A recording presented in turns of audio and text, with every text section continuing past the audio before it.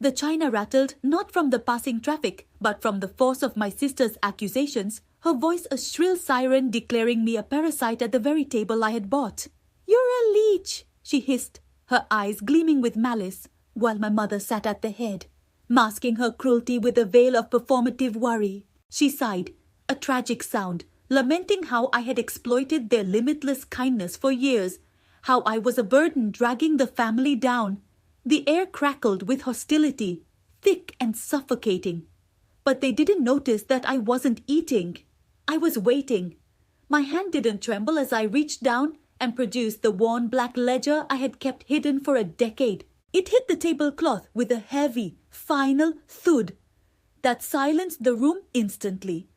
I flipped the cover open, the spine cracking like a gunshot in the quiet.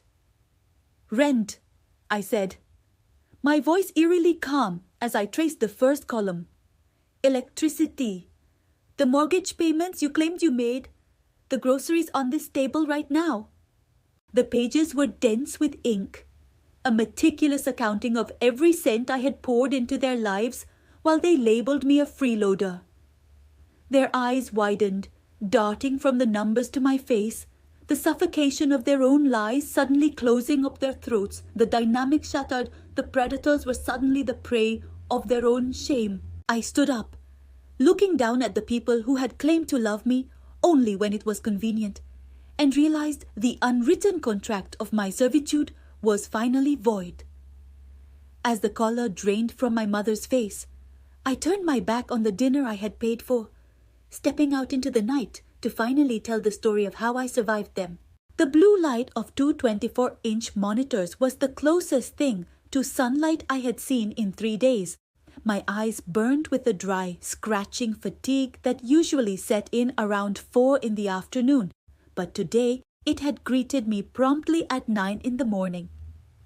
At 24, I was supposed to be in the prime of my youth, perhaps planning a weekend getaway or worrying about dating apps. Instead, I was a junior analyst at a firm where the glass walls were designed to make us feel transparent, yet I had never felt more invisible.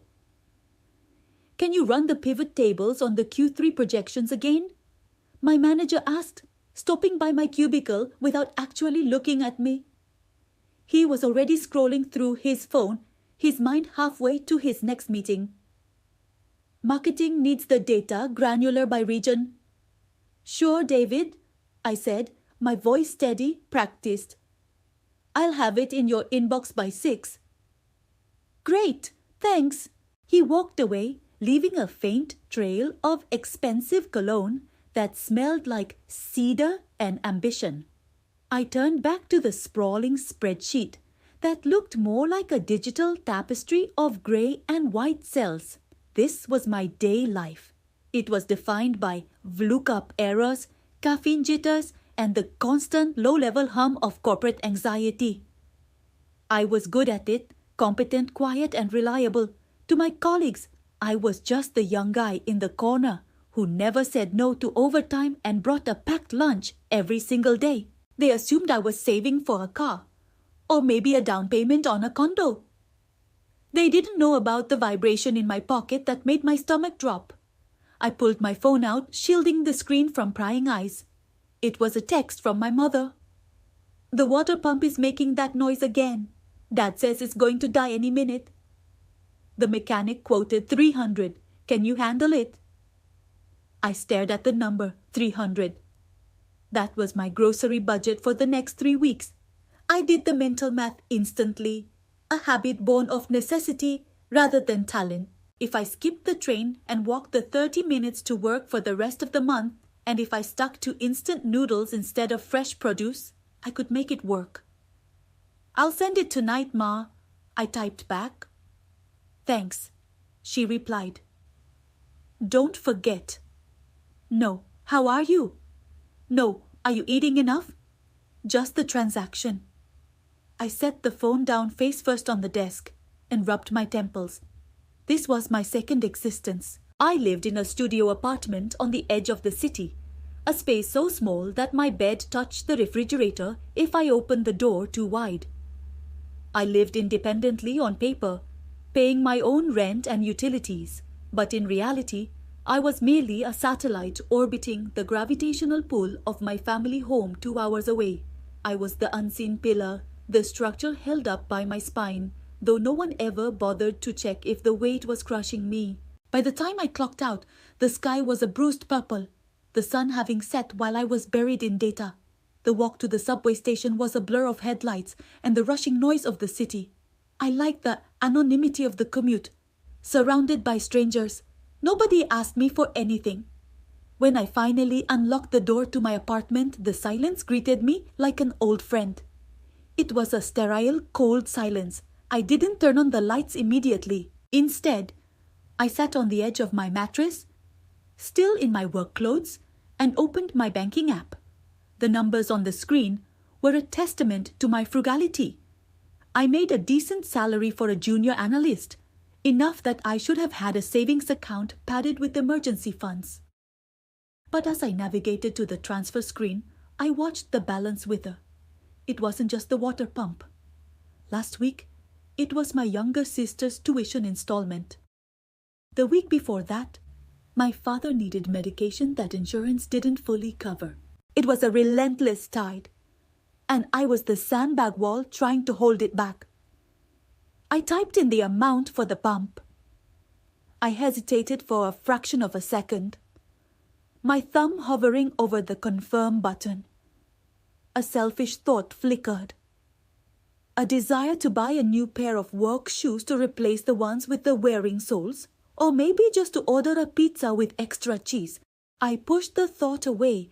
If I sent the money, they would be safe. If I sent the money, everything would be okay at home. Transfer successful. I exhaled, a long shuddering breath, and dialed home. It rang 4 times before my mother picked up. Hello. Her voice was distracted, the sound of the television blaring in the background. Hi, Ma. I just sent the money for the pump, I said, unbuttoning my collar. I sounded desperate for approval, even to my own ears. Oh, good. Your father was getting worried. You know how he gets when things break. Yeah, I know. Is everyone okay? We're fine. Your sister is out with friends. Listen, did you hear about your cousin getting that promotion? Aunt Sarah won't stop talking about it. He bought them a trip to Bali. A sharp pang of inadequacy pierced my chest. That's nice for him. It is. Anyway, the show is coming back on. Thanks for the transfer. Try to visit soon, okay? I will. Love you, Ma. Bye. The line clicked dead. I lowered the phone, staring at the black screen. I hadn't told her about the praise David gave me last week. I hadn't told her that I was being considered for a lead on the next project. There was no space in the conversation for me, only for what I could provide. I stood up and walked to the kitchenette, boiling water for tea I didn't really want. Why did I do it? It was a question I asked the empty room almost every night. I wasn't being blackmailed. They didn't threaten to disown me. It was subtler than that. It was the heavy, unspoken expectation that because I had made it into the corporate world, I owed it to them to lift the burden. But beneath the obligation lay something more fragile. I poured the hot water into a chipped mug. The steam rose, curling into the air. I wanted them to look at me. I wanted my father to say, I'm proud of you, son. Not because I fixed a leak, but because of who I was. I wanted my mother to ask about my day and actually listen to the answer. I nurtured a quiet, pathetic hope that every dollar I sent was a brick in a bridge I was building back to their hearts. I convinced myself that eventually the transaction would end and the relationship would begin. If I sacrificed enough, surely they would notice the sacrifice. If I gave until I had nothing left for myself, surely they would see the value of what remained. I took a sip of the tea. It was scalding, burning my tongue, but the pain grounded me. My phone buzzed again. My heart leaped, a foolish reflex. Maybe she was calling back to ask how I was. Maybe she forgot to say she loved me too. I picked it up. It was a text from my sister. "Hey, Ma said you sent money. You're the best. BTW. My laptop is acting weird. Might need a new one for finals next month. Love you." I stared at the words. Love you. They were tacked onto the end of a request, a sweetener to make the pill go down easier. And yet, I stared at them, rereading the phrase until the pixels seemed to blur. "Love you too," I whispered to the empty room. I sat down at my small desk, opening my laptop. Not the work one, but my personal one. I opened a spreadsheet titled Expenses. I entered the cost of a potential new laptop under the column marked Projected. I adjusted the formula for my own food budget, shaving off another $20 a week. I could make it work. I always made it work. Outside my window, the city lights flickered. Millions of lives intersecting and diverging. I felt singularly alone, a banker for a family that lived in a different world. But as I closed the laptop and prepared for bed, setting the alarm for 6 a.m., I held onto that thin, fraying thread of hope. Maybe next month would be different. Maybe next time, the gratitude would last longer than the transaction. I turned off the lamp, plunging the room into darkness. The unseen pillar stood strong in the shadows, waiting for the weight of the next day. The notification sound on my phone had become a trigger for a distinct physical reaction. It wasn't just a noise, it was a tightening in my chest, a sudden dryness in my throat, and a heavy sinking feeling in the pit of my stomach that whispered, "It's happening again." I stared at the screen, the blue light illuminating the dark calmness of my apartment, a stark contrast to the chaos about to unfold. It was a message from my mother. It didn't start with a greeting, nor did it ask how I was holding up after a 60-hour work week. It began, as always, with a crisis. "Your brother needs help with his car payments. He can't get to work without it. I don't have it. You need to send it now." There was no please. There was no inquiry into whether I had the funds to spare. There was only the imperative, the assumption that my resources were a communal well from which they could draw water whenever their own ran dry. I sat on the edge of my bed, the fatigue of my own life pressing down on my shoulders. I had bills of my own, student loans that were suffocating me, rent that was climbing, and the quiet, desperate desire to save for a future that didn't involve bailing out my family. But the programming ran deep. I opened my banking app, my fingers moving with the muscle memory of a lifetime of subservience. I transferred the money. A moment later, I typed a reply. "Sent. Please tell him to be careful this time." The response came 3 hours later. It was a thumbs up emoji. Nothing more. No thank you. No acknowledgement of the overtime shifts I had picked up to ensure I had that buffer. Just a digital gesture of dismissal. I swallowed the bitterness, telling myself that it was for the family, that keeping the peace was worth the price of my own financial stability. But the peace was an illusion, a fragile veneer painted over rotting wood. That weekend, the obligation shifted from digital to physical. It was my aunt's birthday, a mandatory gathering where attendance was taken and absence was judged as a moral failing. I arrived carrying a gift I could barely afford, a designer scarf my aunt had hinted at for months. As I walked into my mother's house, the air was thick with the smell of roasting meat and the loud overlapping voices of my relatives. "There she is!" my uncle called out from the recliner, barely looking away from the television. The corporate big shot. It was meant to be a joke, but the tone was laced with that familiar corrosive envy. "They Sallallahu Alaihi Wasallam, the suit I wore to work." They did not see the anxiety attacks in the bathroom stall or the cup noodles I ate for dinner to balance the budget after sending money home. "I'm just working, Uncle," I said softly, placing the gift on the table. My brother, the beneficiary of my car payment transfer only days prior, was lounging on the sofa, a beer in hand. He looked up, grinning. He didn't mention the money. He didn't look shameful or grateful. He looked entitled. "Nice of you to show up," he said. "Mom was saying you've been distant." I looked toward the kitchen where my mother was holding court. She was stirring a pot, her back to me. But I knew she heard. She always heard. I walked in, hoping for a hello, a hug, something maternal to anchor me. "Hi, Mom," I said. She turned, wiping her hands on her apron. Her eyes scanned me, not with affection, but with a critical assessment. "You look tired. You're working too much. It's making you look old." "I have to work, Mom," I replied, keeping my voice steady. "Life is expensive." "Expense is relative," she snapped, turning back to the stove. "Your sister brought a beautiful cake from that expensive bakery downtown. She really knows how to make people feel special." The word struck with the precision of a surgeon's scalpel. My sister, who worked part-time and lived rent-free in my mother's basement, had bought a cake.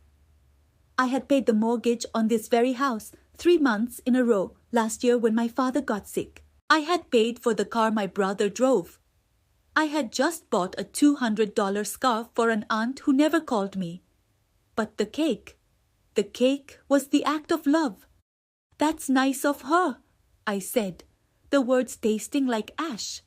"She's thoughtful," my mother continued, her voice raising just enough for the living room to hear. "Not everyone thinks about the little things. Some people think throwing money at problems makes them go away, but they forget about the heart." I froze. The room seemed to tilt. She was rewriting reality in real time. She demanded the money, she extracted every cent I could give, and then she used the very act of my giving to paint me as cold, transactional, and heartless.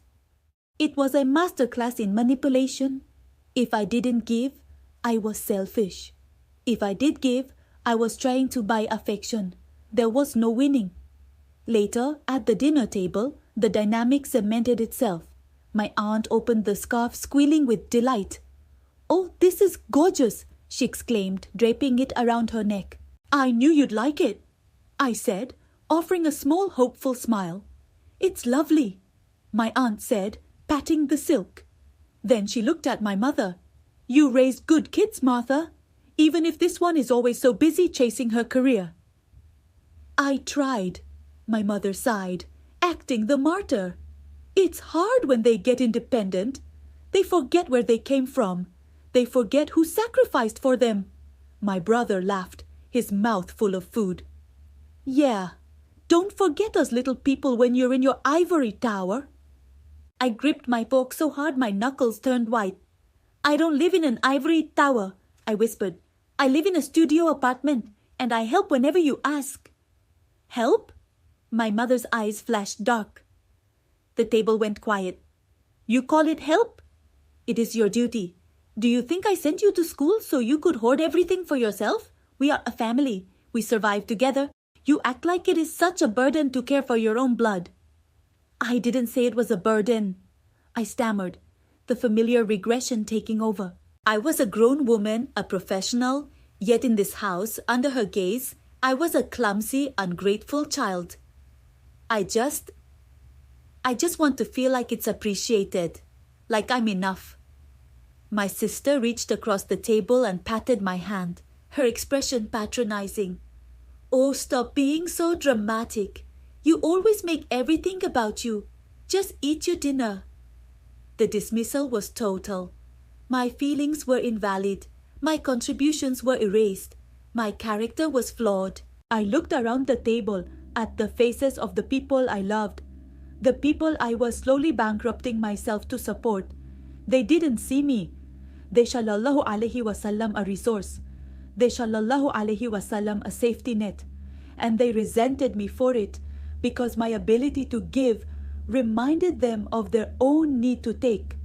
I lowered my eyes to my plate, the food suddenly looking grey and unappetizing. A profound silence settled over me, a wall of glass separating me from their laughter and their camaraderie. I was with them, but I was not of them. "I'm sorry," I said quietly, the apology slipping out automatically, a mechanism of survival. I didn't mean to upset anyone. Just eat, my mother commanded, satisfied with my submission. And remind me later, I need to talk to you about the electric bill. It's going to be high this month. I nodded. I didn't fight back. I didn't scream that I had just paid my brother's debt. I didn't overturn the table. I simply absorbed the blow, storing the pain in the vast dark reservoir growing inside my chest. I sat there, surrounded by the echoes of their disdain, chewing on food I couldn't taste, clinging to the fading, pathetic hope that one day, if I just gave enough, if I just bled enough, they would finally look at me and say, "Thank you."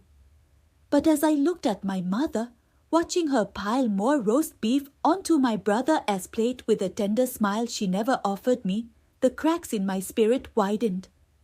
The hope was thinning, worn down by the friction of their indifference. I was the pillar holding up the roof, but they were the termites eating away at my foundation. And I knew, with a terrifying clarity, that the structure could not hold forever. Silence I could handle.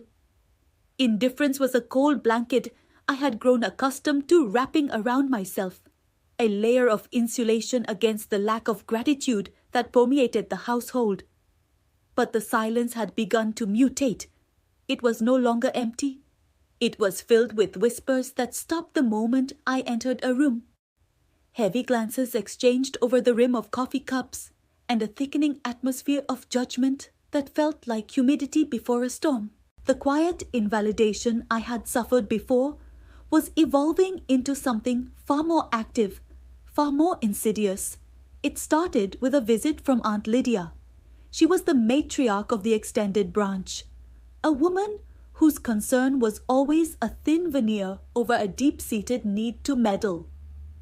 I was in the kitchen, as I almost always was, scrubbing the scorched remains of a dinner I had purchased, cooked, and was now cleaning up. The water was hot against my hands. The rhythmic scraping of the steel wool, a meditation that usually kept my mind blank. But the door to the living room had drifted open, just an inch, carrying the low hum of conversation down the hallway. "It's just hard to watch, that's all." Lydia's voice drifted through, dropping to a conspiratorial hush that was meant to be private, but carried the piercing quality of gossip. "You've worked so hard all your life. You shouldn't have to be supporting a grown adult." My hand froze in the soapy water. The bubbles popped softly, the only sound in the sudden stillness of the kitchen. I waited for my mother or father to correct her. I waited for them to mention the utility bills I paid quietly every month to keep the heating on. I waited for them to mention the weekends I sacrificed, the career opportunities I had turned down to stay close and care for them. "We do what we can." My mother sighed, her voice laced with a practiced martyrdom that made my stomach turn. "He's trying to find his footing. It's a difficult economy." "Finding his footing?" Lydia scoffed. "He's been finding his footing for how long? It looks to me like he has got his feet propped up on your coffee table while you two wither away. He's draining you. A leech, that's what it is. A leech on the family." The word hit me with the physical force of a slap. Leech. The irony was so sharp it felt like it severed something vital inside my chest. I looked down at the sink. The groceries for that dinner had come from my savings. The car outside, which I used to drive them to their endless medical appointments, was maintained by my earnings. I was the structural integrity of this house, the invisible pillar keeping the roof from collapsing on their heads. And yet, in the narrative they were spinning, I was the parasite. I felt a surge of bile, a hot, acidic wave of rage that wanted to scream, to storm into the living room and throw the stack of paid receipts in their faces. I wanted to list every sacrifice, every dollar, every hour of sleep lost to their needs. But I didn't. Years of conditioning, a lifetime of placing their comfort above my own dignity, kicked in with the precision of a military drill. I took a deep breath, forcing the air into the bottom of my lungs, holding it there until the trembling in my hands subsided. Composure. That was my armor. If I exploded now, I would only validate their narrative. I would be the angry, unstable burden they were already painting me to be. I rinsed the pan, the water rushing loud enough to drown out the rest of their conversation, though the damage was already done. I dried my hands on a towel, checked my reflection in the darkened window to ensure my face was a mask of neutral pleasantry, and picked up the tray of tea and biscuits I had prepared for them. Walking into the living room felt like walking onto a stage where the audience had already decided to boo. The conversation died instantly. Aunt Lydia shifted in her seat, smoothing her skirt, a tight, artificial smile plastering itself onto her face. My mother looked at the floor, unable to meet my eyes. "Here is the tea," I said softly, my voice steady, betraying nothing of the hurricane inside. I placed the tray on the coffee table, the very table Lydia claimed I had my feet propped on. "Oh, thank you, dear," Lydia cooed, reaching for a cup.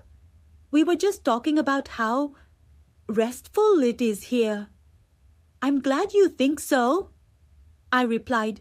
I poured the tea for them, my movements precise. "I made sure to get those biscuits you like, the imported ones." "Lovely," she said, biting into one. She didn't ask who paid for them. She didn't ask who had driven across town to the specialty shop she preferred. She simply consumed, all while judging the hand that fed her. I sat in the corner armchair, the spot furthest from the warmth of the hearth, and watched them.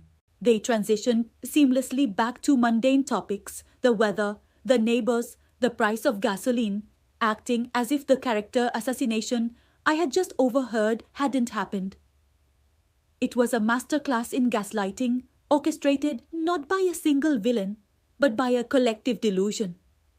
My parents allowed the rumors to fester because it garnered them sympathy. It felt good to be the long-suffering parents of a struggling child. It made them saints in the eyes of the extended family. If they admitted I was the one holding the household together, they would lose that pity. They would lose the narrative of their own sacrifice. So they let me take the fall. They let me become the villain in their story so they could remain the heroes. The accusation of being a leech began to circulate beyond that afternoon. I sallallahu alayhi wasallam it in the eyes of my cousins at the next family gathering. A look of patronizing pity mixed with disdain. I heard it in the backhanded compliments. "Must be nice to have so much free time." Or, "I wish I didn't have to worry about rent like you." Each comment was a small incision, bleeding my spirit dry. Yet my mental fortitude held. I became a statue of stoicism when my uncle made a joke about me living the good life while I was fixing the leaking plumbing in the basement because they couldn't afford a plumber. I merely smiled and tightened the wrench. When my sister visited and complained about her job, implying I would not understand the stress of real work while I was balancing the family ledger, I nodded and poured her more wine. I did not defend myself. To defend oneself against the absurd is to grant it legitimacy. Instead, I let the resentment settle deep in my marrow. It ceased to be a hot, volatile anger and cooled into something hard, dark and permanent. They wanted a leech? No, they didn't know what a leech was. A leech takes. I gave. I gave until I was hollowed out, and their response was to despise the vessel they were drinking from. As the evening wore on and Aunt Lydia finally stood to leave, she patted my cheek with a hand that felt cold and dry. "You take care of your parents now. They do so much for you." "I will," I said, the lie tasting like ash in my mouth. "I always do." I walked her to the door, watched her car disappear down the driveway, and then turned back to the house. The lights were on, the heating was humming, the pantry was full. All of it was my doing. All of it was invisible. I went back to the kitchen to wash the teacups. As I scrubbed the lipstick stain from Aunt Lydia's mug, a dark thought finally crystallized in the silence of my mind. They called me a burden. They called me a parasite. They had no idea that I was the host, and they were the infection. I placed the clean mug on the rack. I would continue to provide. I would continue to endure. But I was no longer doing it out of love. I was doing it out of a morbid curiosity, waiting for the inevitable day when I would finally step away and watch with cold detachment as their constructed reality built on my back and sustained by my silence came crashing down around them. The resentment was no longer a poison, it was fuel, and my tank was full. The conversation drifted through the thin plaster of the living room wall, muffled but unmistakable. It was my mother's voice, pitched in that particular tone of aggrieved martyrdom she reserved for her sisters. I stood frozen in the hallway, a basket of laundry pressed against my hip, my breath catching in my throat, not from sorrow, but from the sheer suffocating weight of the lie. "She doesn't help at all, Sarah," my mother was saying, her voice trembling with practiced theatricality. I ask for the bare minimum, just to keep the lights on, and she looks at me like I'm robbing her. After everything we've done for her. It's ungrateful, that's what it is. I raised a stranger.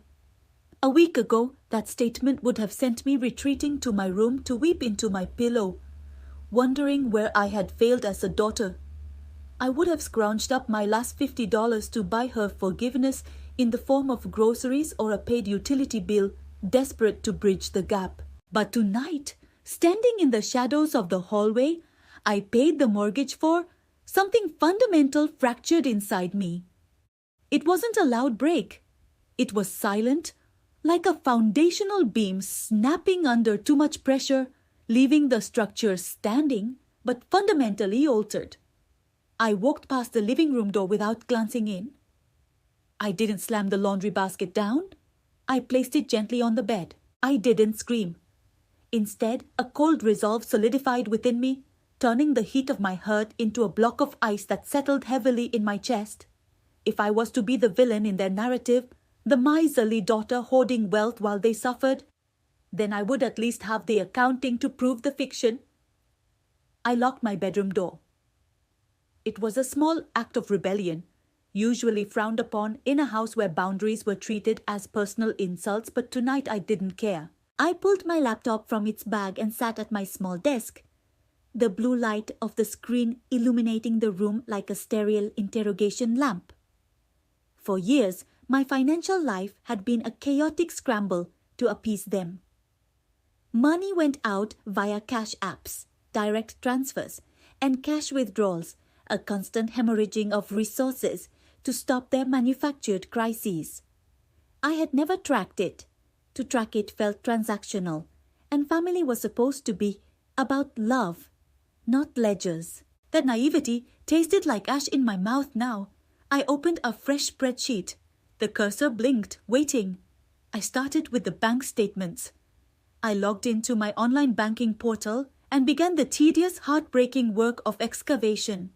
I scrolled back to the beginning of the year. The first entry was a transfer of $400. Car repair for Dad. The memo said, I remembered that day. He had called me at work, frantic. I had skipped lunch for a week to make up the difference.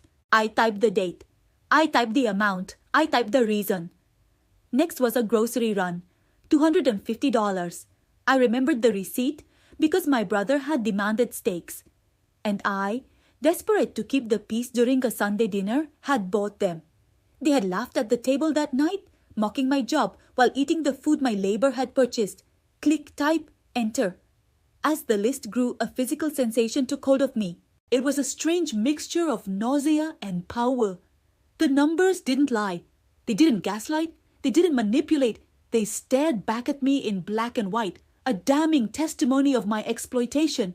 I spent hours digging through digital archives. I found the Venmo history where my sister requested money for textbooks that I later learned were concert tickets. I found the utility bills I had paid directly because my mother claimed the notice had been lost in the mail 5 months in a row. I dug out a shoebox from the back of my closet where I shoved paper receipts, mostly out of laziness rather than diligence. Now they were ammunition. The sound of the television downstairs ceased. Footsteps approached my door. The handle turned, then rattled against the lock. "Why is this locked?" My brother's voice came through, muffled and irritated. "I'm changing." I lied. My voice was steady, devoid of the tremor that usually accompanied my confrontations with him. "Mom needs $20 for the neighbor's raffle thing. She said you have cash." I looked at the spreadsheet. The total at the bottom of the column for just the last 6 months was staggering. It was a down payment on a house. It was a new car. It was my freedom, siphoned away in $20 and $50 increments. "Just a second," I said. I stood up, walked to my purse, and pulled out a $20 bill. I unlocked the door. My brother stood there, leaning against the frame with that expectant, entitled slouch. He didn't ask. He held out his hand. I placed the bill in his palm. "Here. Took you long enough?" he muttered, turning away without a thank you. I closed the door and locked it again. I sat back down at the computer. I didn't feel the usual sting of ingratitude. Instead, I felt like a spy gathering intelligence. Date, today. Amount, $20. Recipient, brother, mom. Reason, raffle. I entered the data. The spreadsheet grew by one more line. This ledger was becoming my silent rebellion. Every keystroke felt like I was reclaiming a piece of my sanity. They thought I was the same soft touch, the infinite resource they could drain dry while slandering my name to the extended family. They didn't know that with every dollar they took, they were building the case against themselves. I began to scan the paper receipts, saving them to a cloud drive protected by a password none of them would ever guess. I categorized everything: medical, groceries, utilities, loans, unpaid. The loans category was the largest, a graveyard of promises made by my father and brother to pay me back next Friday, next month, or when the tax return hits. By 3 a.m., my eyes burned, but my mind was crystal clear. The total sum at the bottom of the sheet was no longer just a number. It was the price of my silence. It was the quantitative value of my abuse. I looked at the walls of my room, realizing that nothing in this house was truly mine. Yet I had paid for the paint, the carpet, and the heat that warmed it. A cold, dark amusement bubbled up in my chest. Let them talk. Let my mother tell Aunt Sarah that I am stingy. Let my brother complain that I am difficult. Let them weave their stories of victimhood. I had the truth. And the truth had a weight to it now, a gravity that anchored me. I closed the laptop, feeling the warmth of the battery against my palms. I wasn't helpless anymore. I was an archivist of my own survival. I slid the laptop under my mattress, a temporary hiding place until I could get a safe deposit box. I lay down in the dark, staring at the ceiling. For the first time in years, the anxiety that usually kept me awake, the fear that I wasn't doing enough, that I was failing them, was gone. It was replaced by the cold, hard comfort of the ledger. Tomorrow, when they asked for more, I would give it to them. I would smile the tight, polite smile of the dutiful daughter. I would hand over the cash or swipe the card. And then I would come back here into the silence and I would write it down. I would stack the evidence brick by brick until the wall was high enough to protect me when I finally struck the match and burned this bridge to the ground. The reckoning was coming, and I would have the receipts. The porcelain tureen sat in the center of the mahogany table, steaming like a dormant volcano, a fitting centerpiece for a gathering that felt less like a meal and more like an ambush. I had known, the moment I walked through the door, that the air was too thick, the smiles too brittle. My aunt was fussing with her napkin, refusing to meet my eyes, while my father poured wine with a hand that shook ever so slightly. They had arranged the seating, so I was at the head of the table, not a position of honor, but a position of isolation. I was the defendant, and they were the jury, the executioners, and the witnesses all at once. For the first 20 minutes, the only sounds were the scraping of silver against fine china and the hollow percussive ticking of the grandfather clock in the hall. I focused on cutting my roast beef into precise geometric squares, grounding myself in the mechanics of the action. I knew they were waiting for the right moment to strike. It came when my brother, Julian, finally set his fork down with a deliberate clatter. "We can't keep doing this," Julian said, his voice feigning a sorrow that didn't reach his hard, calculating eyes. "We need to address the elephant in the room." That was the signal. Like a pack of wolves that had silently communicated a flank attack, the others joined in. My mother sighed, a long, suffering sound intended to evoke pity. "We love you," she began, the prelude to every devastating hurt she had ever inflicted. "But we have to look at the reality of the situation. The finances, they just aren't adding up." "It's not just the money," my uncle chimed in, leaning forward, his face flushed with wine and self-righteousness. "It's the principle. A family is a unit. Everyone pulls their weight. And lately, it feels like we are carrying a dead load." I continued to chew slowly, swallowing with difficulty as my throat tightened. I didn't speak. I didn't defend myself. I let them fill the silence with their rehearsed grievances. They spoke of sacrifices they had made, of opportunities lost, because they were too busy supporting me. It was a masterpiece of revisionist history. They painted a portrait of a benevolent, suffering family and a parasitic child who took and took without remorse. "You're 30 years old," my father said, finally looking at me. His eyes were cold, devoid of the warmth that used to be there years ago. "At some point, you have to stop looking for a handout. You have to stop draining us." "You're a leech," Julian spat out, the veneer of civility finally cracking. "That's what you are, a leech, sucking the life out of this family while we work ourselves to the bone." The word hung over the table, ugly and visceral. Leech. It should have broken me. A year ago it might have. I might have cried, begged for understanding, or screamed about the unfairness of it all. But tonight, something inside me didn't shatter, it solidified. That single word was the final key turning in a lock I hadn't realized I was building. The heat that rose in my chest wasn't rage. It was the cold, hard burn of absolute clarity. I placed my knife and fork down, side by side, perfectly aligned on the edge of the plate. I picked up my napkin, tapped the corners of my mouth, and folded it next to the cutlery. Then I reached down to the floor, where my leather satchel rested against the chair leg. "Is he packing up?" My aunt scoffed nervously. "Running away again?" I ignored her. I pulled out the heavy black-bound ledger I had maintained religiously for the last 5 years. It was thick, the pages worn from constant use. I placed it on the table with a heavy thud that silenced the room more effectively than a shout. "What is this?" my mother asked, her brow furrowing. "The truth," I said softly. My voice was steady, startling even me. I opened the book to the first bookmarked section. The spine cracked, the sound loud in the sudden quiet. I ran my finger down the column of figures written in my meticulous, cramped handwriting. "January 14th, 2019, I read aloud. "Bail money for Julian. $4,000, never repaid." I looked up. Julian's face went from red to a ghostly white. He opened his mouth to stammer a denial, but I turned the page before he could speak.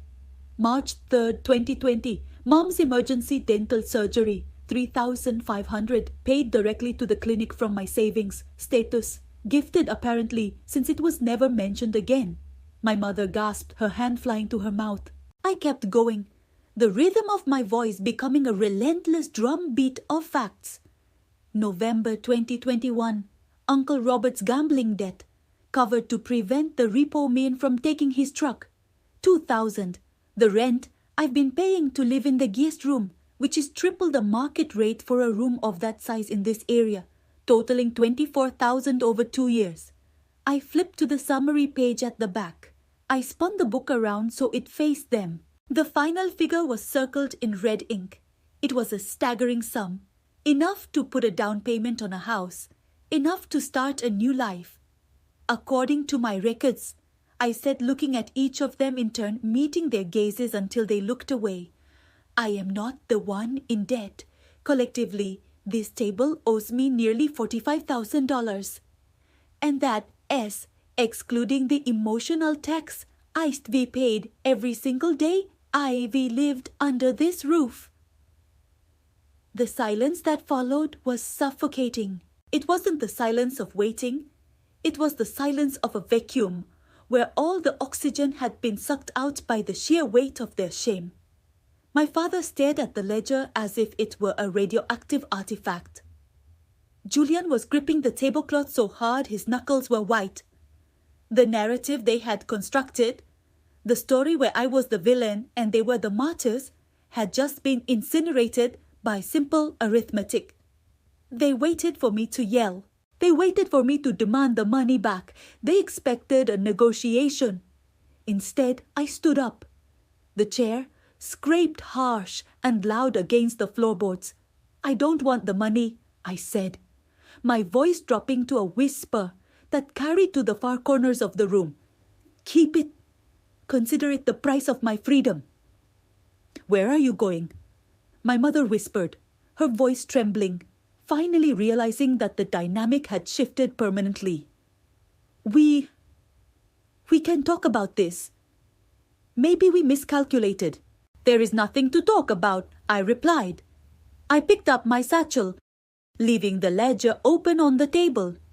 It lay there like a tombstone, marking the death of my obligation to them. "I am done being the villain in your story, so you can feel better about your own failures." I turned my back on them. I walked out of the dining room, down the hallway where the grandfather clock continued its indifferent ticking, and to the front door. My hand gripped the cold brass handle. For years I had been afraid of what lay outside this house, afraid that I couldn't survive without them. Now I realized the only thing threatening my survival was staying. I opened the door and stepped out into the cool night air. I didn't look back at the lighted windows. I didn't check to see if they were following. I simply walked toward the street, the silence of the night wrapping around me like a comforting embrace. I was alone, penniless in their eyes, but for the first time in my life, I was rich in the only currency that mattered.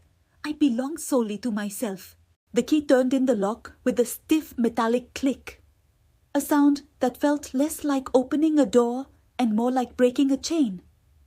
I pushed the door open and stepped into the stale, quiet air of the apartment. It was small, laughably so, compared to the sprawling cold house I had just left behind. The floorboards were scuffed, the walls painted a generic shade of beige that had begun to peel in the corners, and the single window looked out onto a brick wall of the adjacent building. Yet, as I dropped my duffel bag onto the floor, the space felt vast. It was empty of judgment, void of expectation, and for the first time in my life, entirely mine. I sat down on the bare floor, my back against the wall, and exhaled a breath I felt I had been holding for a decade. The silence was absolute. There were no demands for money, no passive-aggressive comments about my career choices, no guilt trips disguised as familial concern. Just the low hum of an old refrigerator and the distant sound of traffic. This studio apartment, with its kitchenette and cramped bathroom, was my sanctuary. I pulled my phone from my pocket. The screen was lit up with a barrage of notifications. 17 missed calls, 43 text messages. My mother, my father, my siblings. They were realizing that the ATM was closed, that the fix-it person had resigned. I watched the names scroll by, feeling a strange detachment.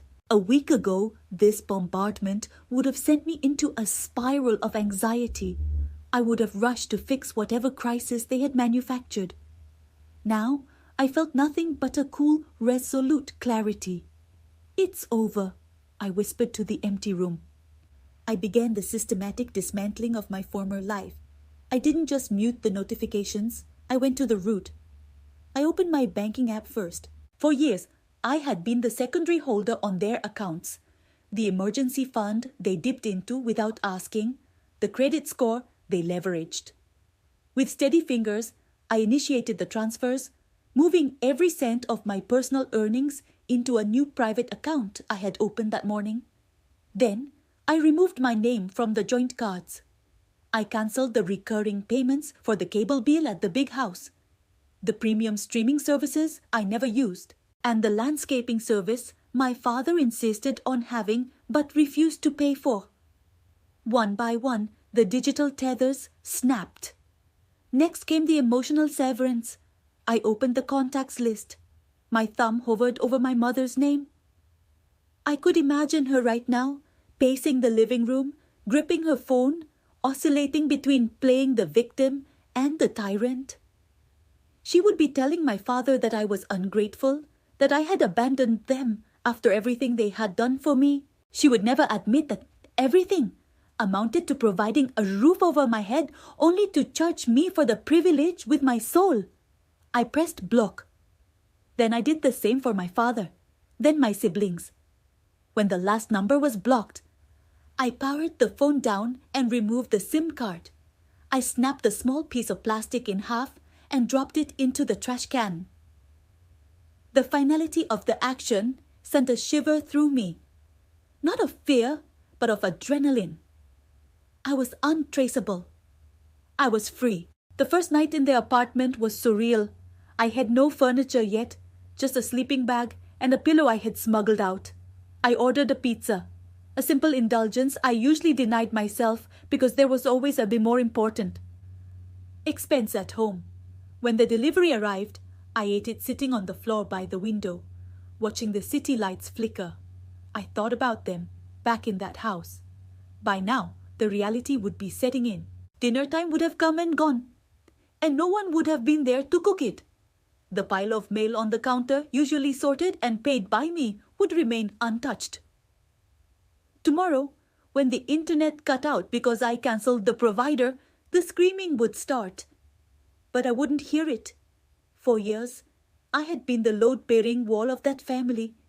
I had absorbed the stress, the debt, and the emotional volatility so they could live in a fantasy where consequences didn't exist. By removing myself, I wasn't punishing them. I was simply letting gravity take its course. They were about to learn the true cost of their lifestyle and, more importantly, the true value of the person they had treated as a servant. Days turned into a week. I bought a mattress. I found a second-hand desk. I started arranging the space not to impress anyone, but to please myself.